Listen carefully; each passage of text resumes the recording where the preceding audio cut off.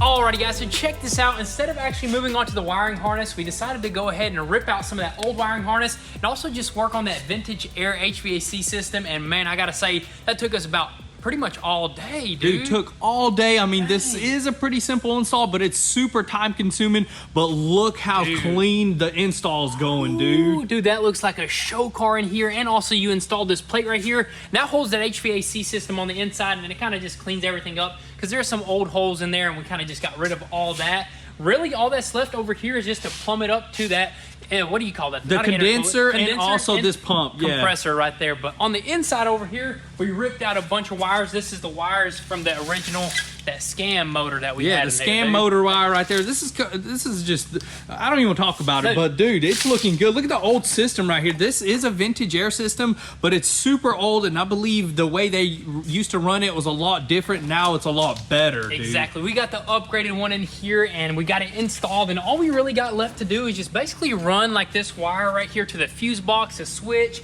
charge the system up and all that good stuff, and we'll have some nice heat and some AC while you're cruising in style. style, while dude. you're cruising with the LT4, dude, which That's is going to be insane. awesome, dude. But look at this. That old wiring harness right there is ripped out, but there is still so much more wires that we got to figure out. Like this stuff right here, really don't know. So that's going to probably take the most time, is figuring out all the wiring in this car. Yeah, that's going to be our biggest time-consuming process, is figuring out everything. But I think we're getting there. You know, we're cutting lots of old wires. We're trying to clean it up as best as possible. So now we're going to actually do the most important wiring, right? The wiring harness. We're going to bring that sucker out for real this time, and we're going to probably just start clipping stuff in and try to figure out which way we want to run it and all that good stuff. But as we are working, we are learning so much, and we are ordering so much as well, like just like little fittings or whatnot for like this stuff for the intercooler, the radiator, and even the power steering, just like simple stuff like that. And also we got to figure out our fuel system, but we are learning all this stuff, and this sucker is going to be fired up here really soon, dude. I'm telling you, man, we're getting close. We're super excited about this build,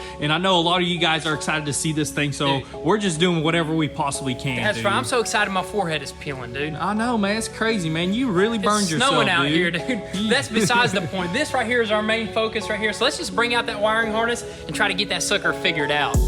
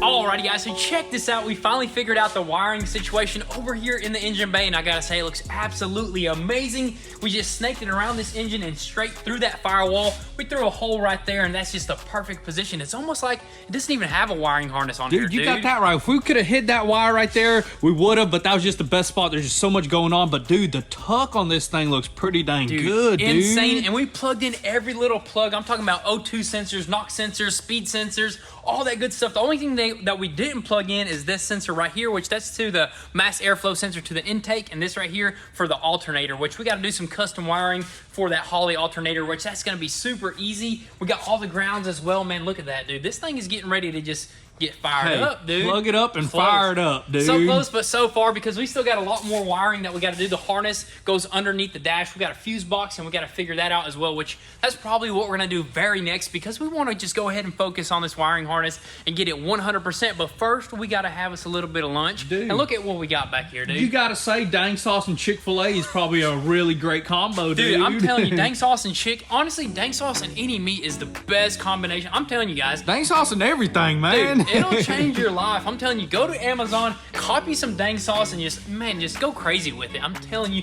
get you a large, get you a mini. Either way you go, you can't go wrong. But as of right now, we're gonna go ahead and crack this sucker open right here, put it down the hatch, get back to work.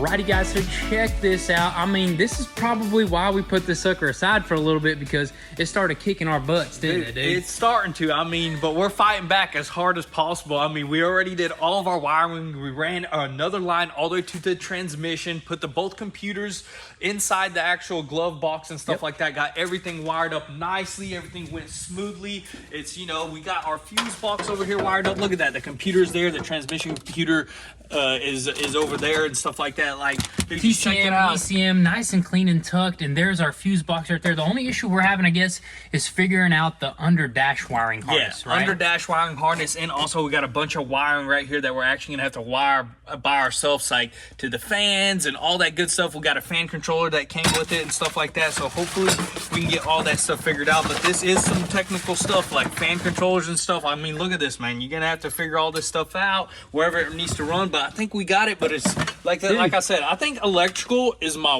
least favorite your worst part. enemy. My worst enemy. I hate anything to do with electrical, dude. But honestly, I think we might be overthinking it, to be honest with you. I feel like here in a little bit, because of course we're doing a bunch of online digging and we're learning stuff left and right, and we're gonna figure this out for sure. I think it's a lot simpler than we're just thinking it. But also look at that, dude. You threw in a throttle pedal, dude. Just waiting. Once it starts up, whop whop, dude, we're good to go. That's gonna be crazy. But this is the wiring harness that we got from PSI Conversions. Is a standalone wiring harness, so it should be able to start up without like anything extra. Yeah, you can start it on the floor, honestly. Pretty much. But that's what we're getting to. So we already got all that wired up. Next thing is to basically grab a battery, run battery lines and stuff like that, connect the battery to the starter, the alternator, put basically oil in this thing. We still got to get a dipstick. I don't know what happened to our dipstick. I guess when we changed that oil pan, maybe we have it laying around, put some oil in this thing. It got our brand new radiator in, which this thing right here was a whopping $2,000, which this is the most expensive radiator I've ever bought in my life. But it's also the most beautiful. The most beautiful. I mean, look at this. All aluminum, super huge. You got some nice high-powered fans. Got your radiator cooler that goes in here. And then you got two other built-in coolers, which is just a huge thing for a swapped car, because you're going to have a bunch of other random coolers. This thing has them all built in, dude. That's right, yeah. So this right here is going to be for our transmission cooling, which we ordered the lines and the fittings. We're going to have some nice high PSI fittings and lines and all that good stuff. This right here is probably going to be for the power steering. I'm not sure if you got to cool that, but I'm guessing it's there. Might as well use it up. Yeah, we'll figure it out if we have to cool it, because I don't know if it was a cooler on the other car. Maybe there was, but it's all built into here. But as for the supercharger cooler, we're the intercooler, we're probably just gonna put it on the outside of the radiator support and have it, you know, up there. Yeah, so this cooler is supposed to be a direct fit to the 67 Camaro radiator support. Same with that other intercooler. It should mount on the outside, and then of course the condenser for the AC system should mount right up to that, dude. It should mount up, and we'll wire everything up. All we got to do is figure out what kind of hoses and we need to run here. They're pretty short, so we'll probably find some random hoses and wire that stuff up, and then we'll throw on our air box like tube. That way we can plug in that mass airflow sensor. I mean, there's still tons of stuff that we're still ordering and overnighting stuff just so we can get closer. I mean, we're super excited. It's beating us up. It took all day today, and yesterday took all day, but you know what, we're almost there, guys. Almost there. We're getting there. That's right. I think honestly in the next video we might have this sucker fired up. If not fired up, we can at least get this thing turning over. Crank it over. To fire it up, we're gonna have to actually have all of our transmission cooler lines installed and stuff like that. That's true. Honestly, we can start it without transmission cooler lines. You know what I mean? It's just gonna shoot some transmission. I'm telling you, out. it's a possibility. It is. It could easily happen. I mean, we're getting there. I mean, I think it might happen. It might happen, especially with us overnighting stuff and the websites that allow that. That's just awesome. Another thing that we got to figure out is the ignition. So that's the next biggest thing, is figure out the ignition and the wiring to that stuff right there. Which we're getting there, guys. Sometimes you just got to take a little break, man. Sometimes you got to take that. That's why, I mean, this classic car stuff takes a long time to do. You know what I mean? But I'm telling you, after we figure this out, dude, we're going to be experts, dude. I'm telling you, we're going to start swapping everything, dude. But that's going to be pretty much it for today's video on this Camaro right here. We got to set it aside and we got to do some more research. But with all that being said, thank you guys so much for all the love and support. Be sure to drop your comments and thoughts down below. We'll catch you guys next time. Peace.